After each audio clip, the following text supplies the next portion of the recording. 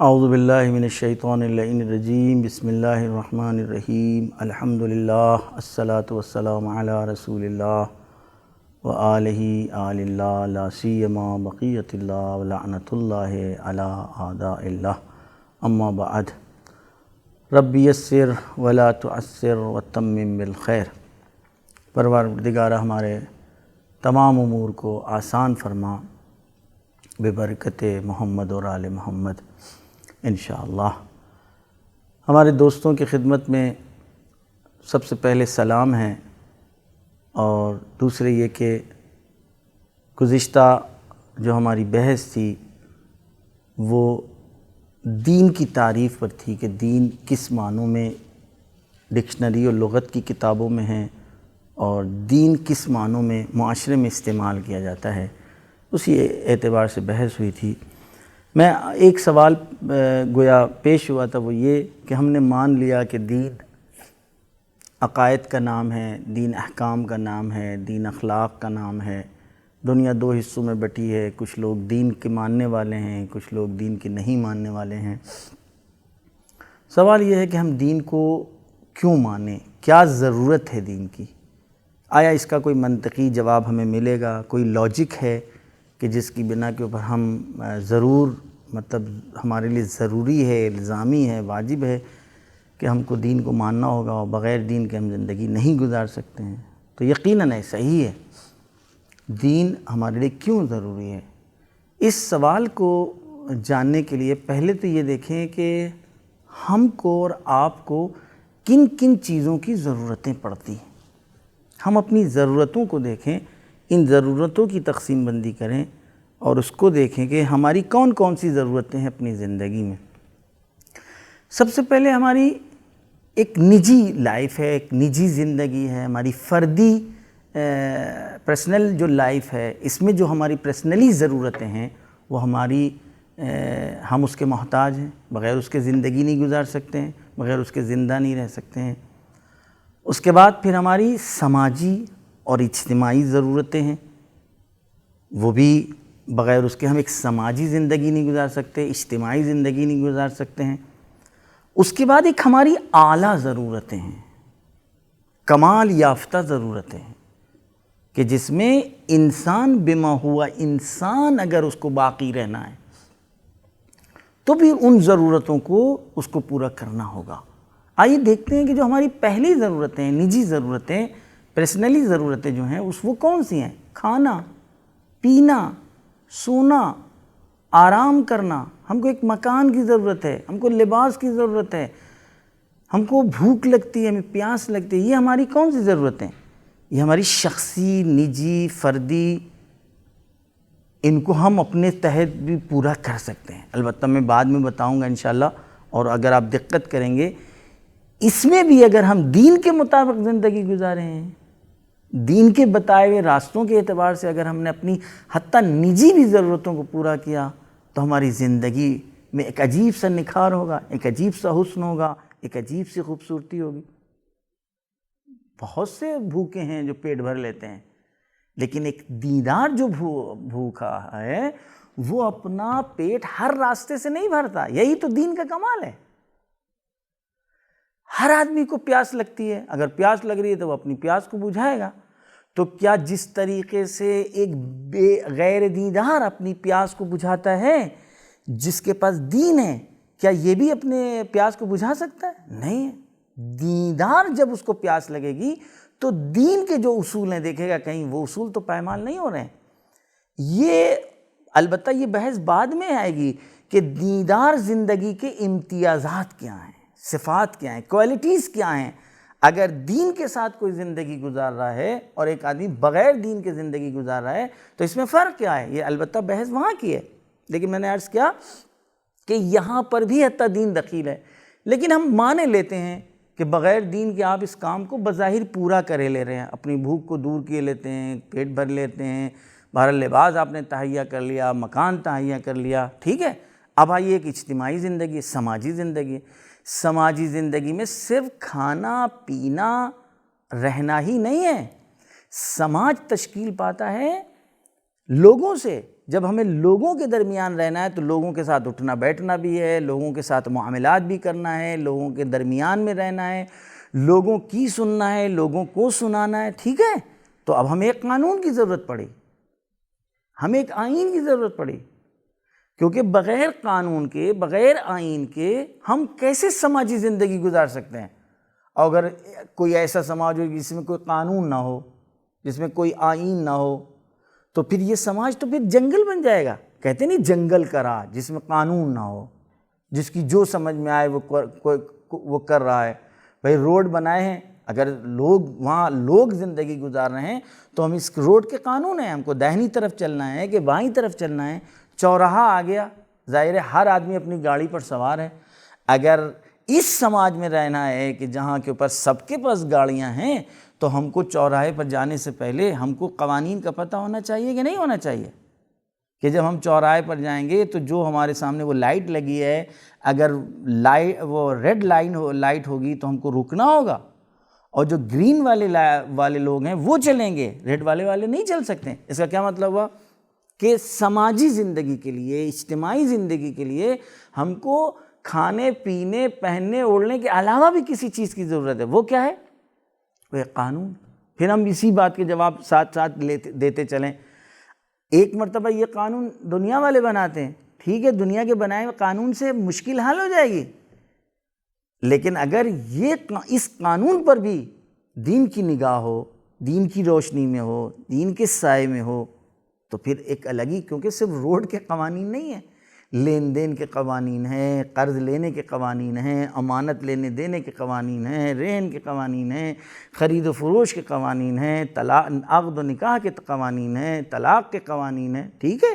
بس سماجی زندگی میں بھی ہم کو سماجی زندگی میں غیر وہ جو پہلی ہماری ضرورت ہے، اس کے علاوہ ضرورتیں ہیں، یہ قانون کی ضرورت ہو گئی۔ ہم سماجی اور اجتماعی زندگی بغیر قانون کے نہیں گزار سکتے ہیں، لیکن یہ ابھی ہماری اعلیٰ ضرورتیں باقی ہیں، ہماری الہی ضرورتیں باقی ہیں۔ یعنی انسان اگر اپنے آپ کو بے عنوان انسان کمال تک پہنچانا چاہتا ہے تو پھر اس کی ضرورتوں کو کون بیان کرے گا؟ ان کی ضرورتوں کو وہ بیان کرے گا جو اس کے نفع اور نقصان سے واقف ہو۔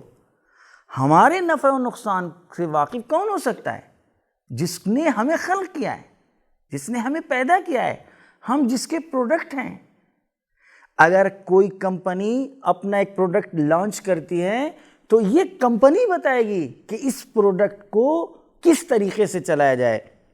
یہ پروڈکٹ اگر اس میں یہ پریشانی آ جائے، اس میں یہ مشکل آ جائے، تو اس پریشانی کا کون سا سولوشن ہے، اس کا کون سا حل ہے۔ لہٰذا آپ نے دیکھا کہ پھر انسان بما ہوا انسان کیا کہ جسم کا نام ہے؟ نہیں۔ انسان کیا خالی روح کا نام ہے؟ نہیں، بلکہ انسان جسم اور روح کے مجموعے کا نام ہے۔ یعنی انسان جسم اور روح سے مل کر بنتا ہے۔ جسم اور روح سے جب مل کر کے انسان کہلاتا ہے تو اس میں اب یہ دیکھنا ہوگا جو انسانی کمالات ہیں، ان انسانی کمالات کو مد نظر رکھتے ہوئے اب جسم کی ضرورتوں کو پورا کریے۔ آپ انسانی کمالات کو مد نظر رکھتے ہوئے اب روحانی جو ضرورتیں اس کو آپ پورا کریے۔ اب اگر ہم نے انسانی کمالات کو مد نظر رکھتے ہوئے جسم کی جب ضرورتوں کو ہم پورا کریں گے تو ہمیں دین سے ہی تو پوچھنا ہوگا۔ اب ہم حرام غذا سے بچیں گے، نجس غذا سے بچیں گے، کیونکہ اگر ہم نے حرام غذا کھائی تو جسم پر اثر، جسم کے اثر سے روح متاثر ہوگی، پھر ہمارا ارادہ، ہماری فکر، یہ ساری چیزیں متاثر ہو جائیں گی۔ ہم نے اگر نجس غذا کھائی، نجس غذا ہمارا پیٹ تو بھر سکتی ہے، لیکن اس نجس غذا کے جو اثرات ہوں گے وہ روح پر طاری ہوں گے۔ تو اس کا مطلب یہ ہوا کہ انسانی جو کمالات ہیں وہ اگر انسان چاہتا ہے، ان کمالات کو پانے کے لیے نہ فرد اس کی مشکل کو حل کر سکتا ہے، نہ سماج اس کی مشکل کو حل کر سکتا ہے۔ تو یہ جو کمالات انسانی ہیں، ان کی ضرورتیں کون پورا کرے گا؟ ان کی ضرورتیں دین کے علاوہ کوئی پورا نہیں کر سکتا۔ آئیے دیکھتے ہیں۔ دین یعنی خدا، یعنی خالق، کیونکہ ہم نے کہا کہ دین میں اعتقاد اور عقیدہ رکھنا اس بات کا کہ ہمارا خالق کون ہے۔ تو اس کا مطلب ہماری ضرورتیں کون پورا کرے گا؟ دین پورا کرے گا۔ دین یعنی دین ہم جب جائیں گے تو ہمیں پتہ لگے گا کہ ہمیں اپنے خالق کے اوپر عقیدہ رکھنا ضروری ہے۔ یہ جب ضروری ہے تو اب ہم اس روشنی میں کہیں گے کہ ہماری ان ضرورتوں کو ہمارا خدا پورا کر سکتا ہے۔ خدا کا اعتقاد کون بتاتا ہے؟ دین بتاتا ہے۔ تو دین ضروری اس لیے ہے کہ ہماری وہ ضرورتیں جو نہ ہم خود اس کو پورا کر سکتے ہیں، نہ ہمارا سماج اس کو پورا کر سکتا ہے، بلکہ دین ہے جو ہماری ان ضرورتوں کو پورا کر سکتا ہے۔ بات آ گئی تو سن لیں کیوں؟ دیکھیے انسان کی فطرت ہے کہ وہ اپنے آپ کو ہر فائدے کو چاہتا ہے، ٹھیک ہے؟ عقل بھی اس بات کو کہتی ہے کہ اگر کہیں فائدہ ہے، محتمل فائدہ ہے تو آپ بڑھیے۔ انسان، ہم اور آپ سب اس میں ہیں کہ چاہتے ہیں کہ ہم کو فائدہ پہنچے، فائدہ خواہ ہیں، فائدہ طلب ہیں، اور احتمالی جو نقصان ہے اس سے بچنا چاہتے ہیں۔ اگر ہم کو یہ پتہ لگ جائے کہ ہم اگر فلاں راستے سے جائیں گے تو ہم کو نقصان ہوگا، ہمیں ضرر پہنچ سکتا ہے جانی مالی، تو ہم ادھر سے نہیں جائیں گے، اپنے آپ کو بچائیں گے، ٹھیک ہے؟ اب ہم نے کہا کہ اب یہاں پر جسمانی ضرر اور جسمانی فائدے کی بات نہیں ہو رہی ہے، الگ سے روحانی نقصان اور روحانی فائدے کی بات نہیں ہو رہی ہے، بلکہ انسان بما ہوا انسان، یعنی اللہ نے جس انسان کو پیدا ہے، جسم و روح کو، اس کے جو نقصانات ہیں، ان نقصانات کو کون بتائے گا؟ کیونکہ دنیا تو ہم جانتی ہی نہیں کہ ہمارے نقصانات کیا ہے۔ ہماری سعادت تک پہنچنے میں کون سی رکاوٹیں آ سکتی ہیں؟ جو رکاوٹیں وہی نقصان ہیں۔ ہم اپنے آپ کو اس سعادت کی منزل تک اس وقت پہنچا سکتے ہیں جب یہ فائدے ہمیں مل جائیں، تو وہ فائدے کون بتائے گا؟ جس کے ہم پروڈکٹ ہیں۔ اس کا مطلب ذاتی طور پر، فطری طور پر ہم ہر نقصان سے بچنا چاہتے ہیں اور ہر فائدے کے خواہاں ہیں، تو ہم پھر پوچھیں اس سے کہ جس نے ہمیں پیدا کیا ہے کہ میرا فائدہ کیا ہے، پھر پوچھیں اس سے کہ ہمارا نقصان کس میں ہے، ہم اس سے بچیں۔ یہی دین کرتا ہے۔ دین یعنی جو واجبات ہیں اس کو انجام دینے میں، جو مستحبات ہیں اس کو انجام دینے میں ہمارے فائدے ہی فائدے ہیں، جو محرمات ہیں وہ اس میں ہمارا نقصان ہے، جو مکروہات ہیں اس میں ہمارا نقصان ہے، ہم کو اس سے بچنا ہوگا۔ لہٰذا اب آئیے دیکھیں، اگر کوئی کہتا ہے کہ نہیں ہم ان نقصانات اور ان فائدوں کو بھی، یعنی بلکہ ان ضرورتوں کو بھی ہم جس طریقے سے اور ضرورتوں کو پورا کر رہے ہیں ان ضرورتوں کو پورا کر سکتے ہیں، آئیے دیکھیں پورا کر سکتے ہیں؟ نہیں۔ کیا نقصانات لازم آئیں گے اگر ہم چاہیں کہ گویا انہی سے پوچھ لیں؟ کیوں؟ آپ نے کہا کہ نہیں ہم ان ضرورتوں کو بھی خود سے پورا کر لیں گے، یعنی ہم جس طریقے سے اپنے کھانے پینے رہنے سونے کی ضرورتیں پورا کر رہے تھے، ہم اپنے آپ سے پوچھیں گے ہمارے پاس علم کتنا ہے، ہم کیا جانتے ہیں اپنے بارے میں، ہم کو اپنے کل کی تو خبر ہے نہیں، ہمارا کل کیا تھا ہمیں نہیں پتا، ہمارا کل کیا ہوگا ہمیں نہیں پتا۔ محدود علم کے ہم مالک ہیں، لامحدود یہ دنیا و کائنات، اس کائنات میں خداوند عالم نے ہم کو بھیجا ہے، تو ہم کیسے؟ اچھا اس کے بعد ہر آدمی اپنے فائدے اور نقصان کے اعتبار سے زندگی گزارے گا، تو ٹکراؤ کتنا ہو جائے گا؟ یعنی ہم اس اعلیٰ ترین فائدوں کو کسی اور طریقے سے طے کریں گے، آپ اس اعلیٰ ترین کے فائدے کو کسی اور طریقے سے طے کریں گے۔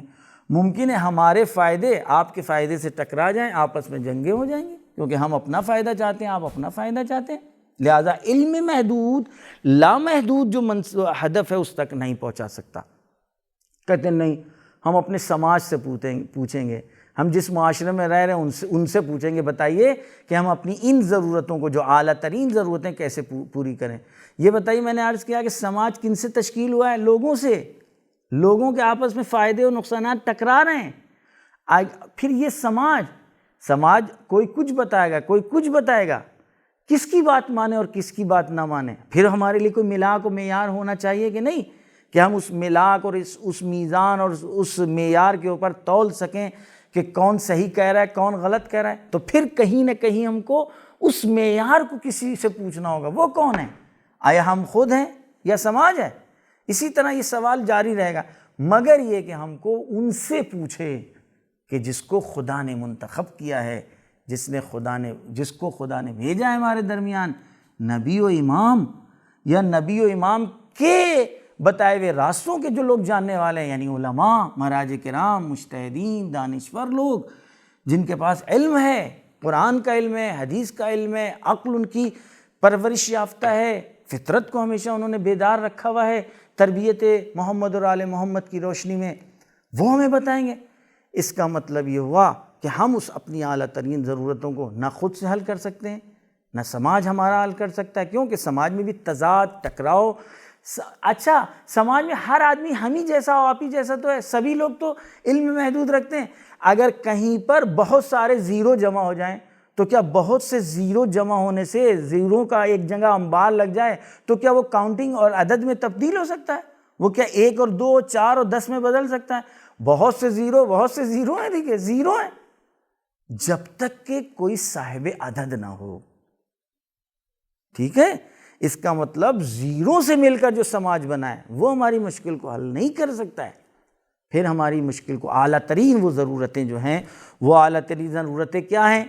ہم کہاں سے آئے ہیں، ہمیں کہاں جانا ہے، اور ہم کس طریقے سے زندگی گزاریں، کس سے پوچھیں کہ ہمیں زندگی کیسے گزارنا ہے، تاکہ جب ہم وہاں جائیں کہ جس نے ہمیں اس دنیا میں بھیجا تھا، ہم اس کے سامنے سرخرو ہو سکیں، اس کے سامنے ہمیں انعام مل سکے، اس کے سامنے ہم شرمندگی کا شکار نہ ہوں۔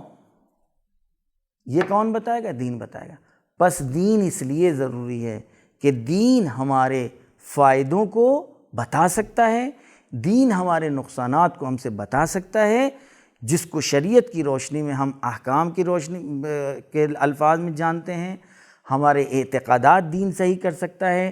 ہمارے جب اعتقاد، ہم کو جب عقیدہ اور اعتقاد اپنے خدا پر ہوگا، قیامت پر ہوگا، تو ہماری زندگی کا رنگ اور ہوگا۔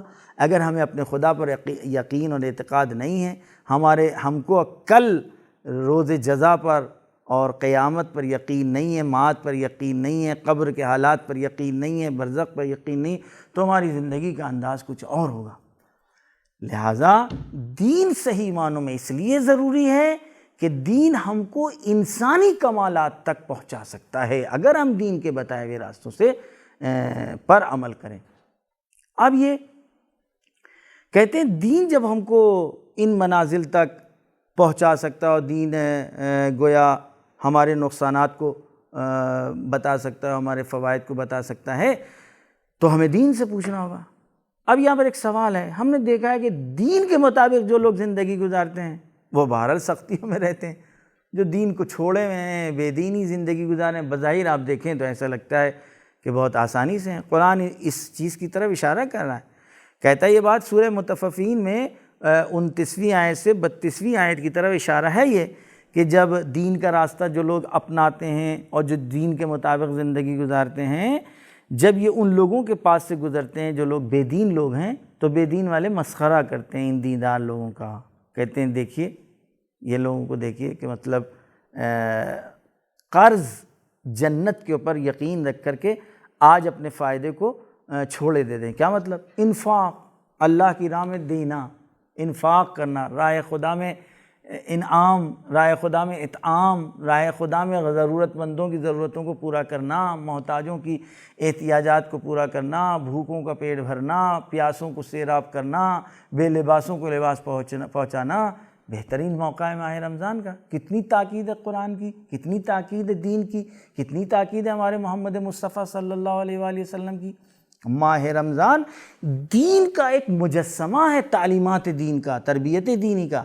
اگر صحیح معنوں میں ہمیں یہ سمجھنا ہے کہ دین ہمیں کیا بتاتا ہے اور دین کی کیوں ضرورت ہے، ہم ماہ رمضان میں جا کر کے دیکھ لیں۔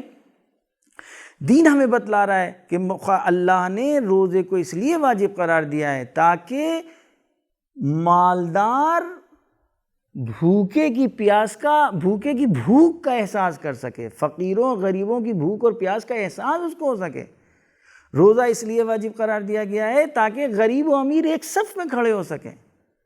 ماہ رمضان میں انفاق کا کتنا ثواب ہے، ماہ رمضان میں اطعام، افطاری دینے کا۔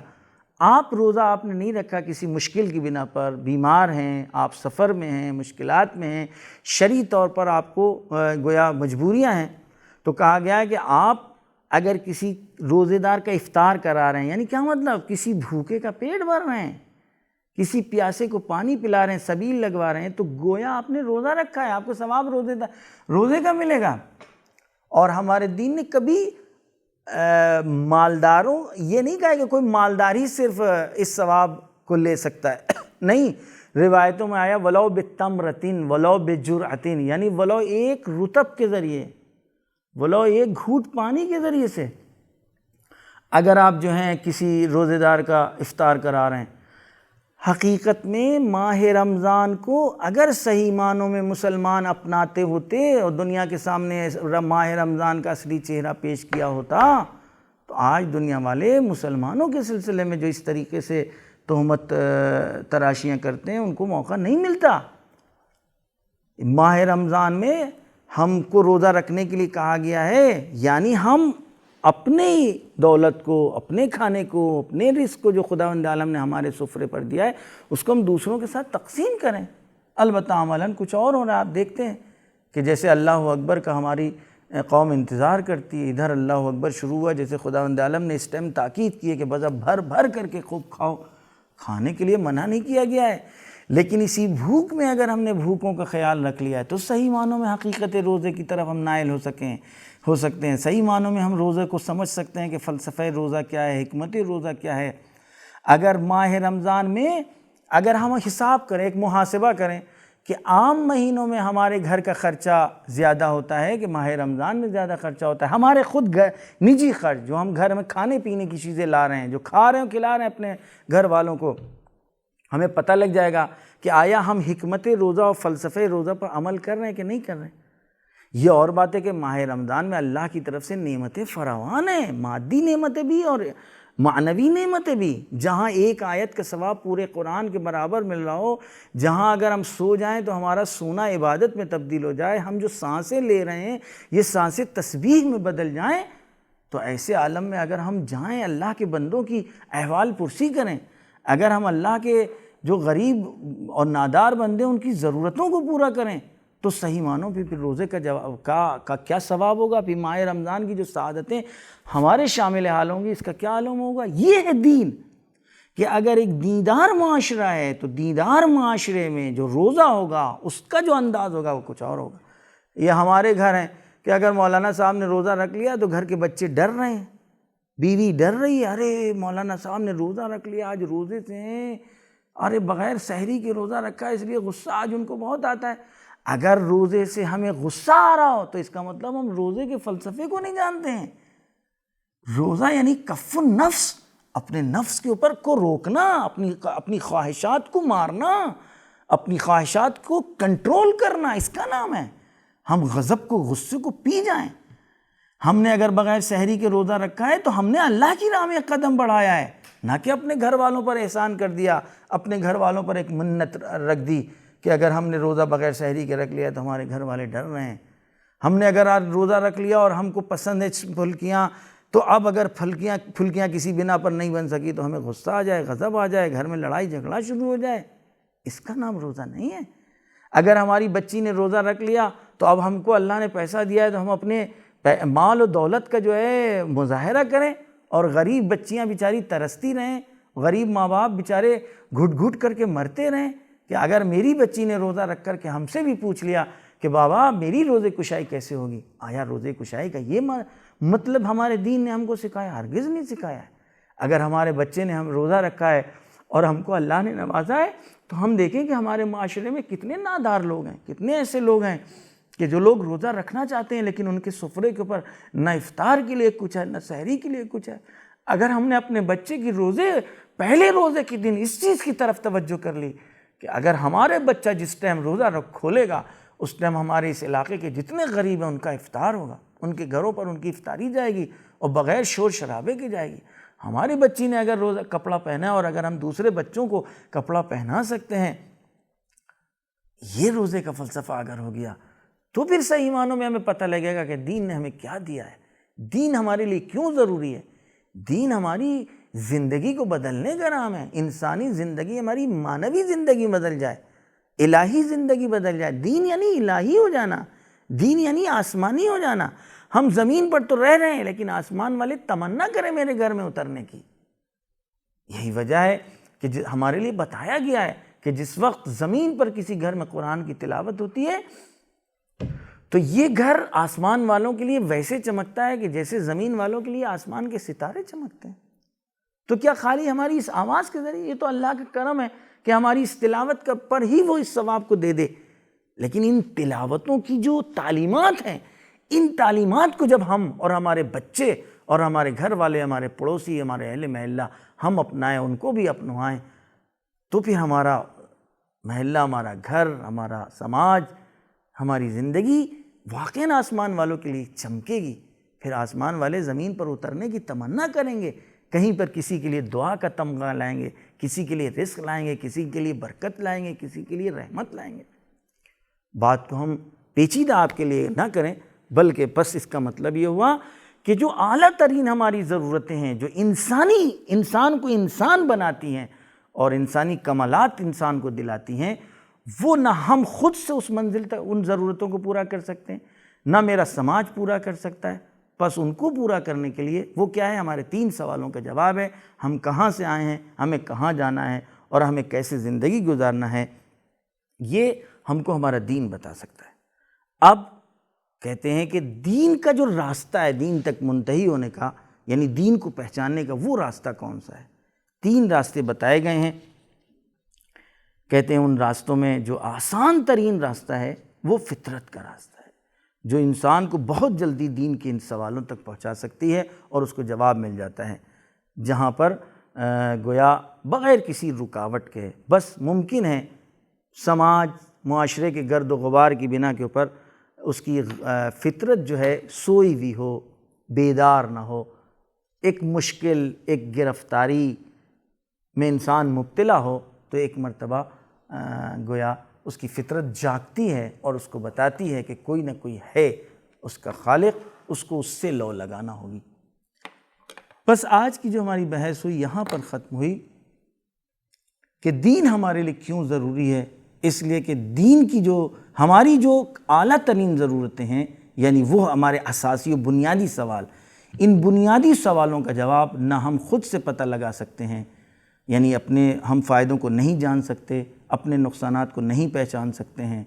یعنی کیا مطلب؟ ہم کہاں سے آئے ہیں، ہمیں کہاں جانا ہے، اور ہمیں کیسے زندگی گزارنا ہے، کیونکہ ہمارا علم محدود ہے، ہمارے نقصانات، ہمارے فوائد لامحدود ہیں، کیونکہ صرف اس دنیا کے مادی نقصانات سے بچنا نہیں ہے، مادی فوائد کا ہی ہم کو تلاش نہیں ہے، بلکہ ہماری لامحدود فائدے ہیں اور لامحدود نقصانات ہیں جو شیطان نے قسم کھائی ہوئی ہے، جس سے کیونکہ کہیں پر بھی اس سیر کمالی میں کوئی رکاوٹ بن جائے تو اس سے اگر کوئی چیز بچا سکتی ہے تو وہ دین ہے۔ اب دین کو پہچاننے کے لیے اور دین تک پہنچنے کے لیے ہمارے پاس 3 راستے بتائے گئے ہیں، بہت ہی کلی جو راستے ہیں۔ ایک عقل کا راستہ ہے، ایک فطرت کا راستہ ہے، اور ایک خود اس کائنات میں جو نظم پایا جا رہا ہے۔ اس نظم کو دیکھنے کے بعد بھی ہم ان راستوں تک یعنی اپنے اس جواب تک پہنچ سکتے ہیں کہ جس جواب کی ہم کو تلاش ہے، یعنی کیا اس کائنات کو کسی نے بنایا ہے یا نہیں بنایا، اس میں نظم ہے۔ اس پر انشاءاللہ ہماری تفصیلی گفتگو اگلی بحث میں ہوگی۔ آج ہم نے صرف اس بحث کا اور اس سوال کا جواب دیا ہے کہ دین ہمارے لیے کیوں ضروری ہے، کیونکہ 3 ضرورتیں ہیں، 3 ضرورتیں 3 الگ الگ سے پوچھا کہ ممکن ہے ہم ان ضرورتوں کو پورا کر لیں، سماج ہماری ضرورت ہے، تو 2 ضرورتیں تو پورا کر سکتے ہیں، ولو دین کے دخل کے بعد اصل ان ضرورتوں میں بھی ایک گویا نکھار پیدا ہو جاتا ہے۔ میں نے جیسے کہ عرض کیا، دیندار کی جو زندگی ہے، دیندار کا جو کھانا ہے بے دین کا الگ ہے، دیندار کا جو سماج ہے اور بے دین سماج جو ہے وہ الگ الگ ہے، لیکن جو پھر بھی جو اعلیٰ ترین ضرورتیں ہیں وہ کوئی نہیں پورا کر سکتا جز دین کے۔ انشاءاللہ کہ جب ہم یہاں تک پہنچ گئے ہیں تو اب دیکھیں کہ ہم دین تک پہنچنے کے لیے ہمارے پاس کون سے راستے ہیں، کیسے ہم کو اس دین کی معرفت ہوگی، یعنی خدا کی معرفت ہوگی، اور خدا کی معرفت کے لیے ہمارے پاس کون سے راستے ہمیں بتائے گئے ہیں، یا کون سے راستے ہیں جو منطق کے مطابق ہوں، عقل کے مطابق ہوں، ہماری فطرت کے مطابق ہوں، تاکہ ہم اپنے خالق کو پہچان سکیں، اپنے معبود کو پہچان سکیں، اور اپنے اس منعم حقیقی کو کہ جس نے ہمارے لیے نعمتوں کا دسترخوان چنا ہوا ہے، اگر ہم اس کو پہچانیں گے نہیں تو اس کا شکریہ کیسے ادا کریں گے۔ اللہم صلی علی محمد وعلی محمد۔ اللہم کل ولیک الحجۃ ابن الحسن صلواتک علیہ وعلی آبائہ فی هذه الساعة وفی کل ساعة ولیا وحافظا وقائدا وناصرا ودلیلا وعینا حتی تسکنہ ارضک طوعا وتمتعہ فیہا طویلا۔